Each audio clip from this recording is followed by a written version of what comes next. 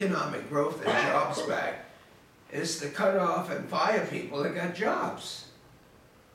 Now, what do you tell the small business guy if you hear that hundreds of thousands of people are gonna be laid off by the post office, and we're throwing trillions of dollars out there as incentives for people to build automobiles, when it should have been that they would have had enough incentives to make a profit to build the damn competitive automobiles themselves. And so, to me, when things get rough, we ask God for advice. And I don't know any politicians that claim that they talk directly with God, but there are a lot of priests and imams and rabbis, and I think it's time to call on them to ask, are they still in touch? I would thoroughly support And that. I'm gonna do it, I hope you do, because I think the sky's gonna fall. But if I get 15 minutes there on Judgment Day, I think I can pull this one out of the fire, literally. And to me, just going back to what we talked about before, it's about values. What do we value? And I feel that many people place, not many, but enough people place profit over their neighbors, over their Short-sightedness. It's short-sightedness. And I told someone the other day that, in my opinion, I think that one side is a very short-sighted, quarterly view of the world, and the other side looks long-term. So when we talk about protecting the environment, when we talk about sustainability, when we talk about a number of different issues, we're thinking long-term growth, long-term sustainability.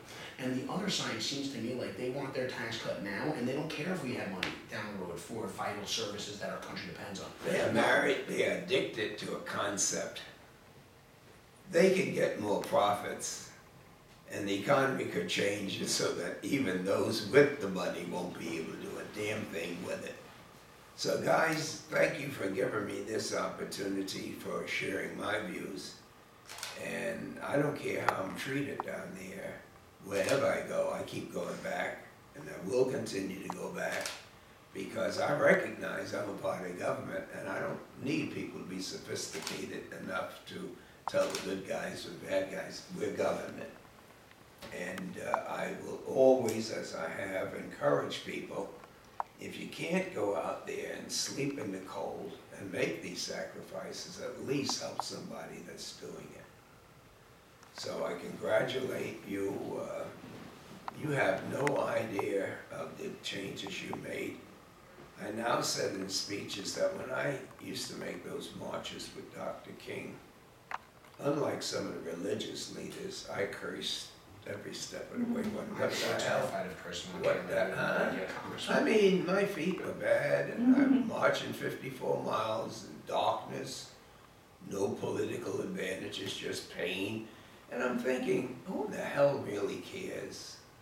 But after the Voting Rights Act and the Civil Rights Act, I knew then why I had marched. And I hope that all of you would feel that. It takes sometimes a long time to realize how serious this movement is. But not only you're not alone, but there are so many people that cannot argue with the basis in which you're there.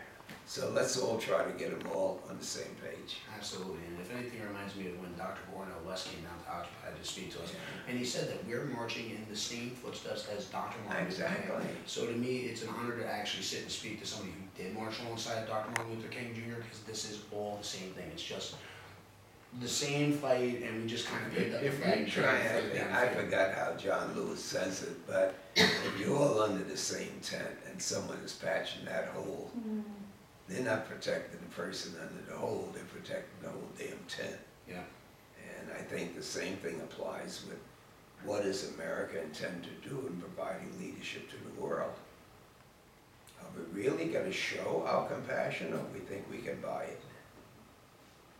Yeah. And are we willing to sleep in bed with anyone that says they're with us at the moral expense and at the torturing of people that are just being manipulated to believe what they've been taught to believe? The fact that their belief is not the same as our belief, you don't say you killed the guy. At least that's what they told me in these German movies when I was a kid. If only someone would tell Ann Coulter the same.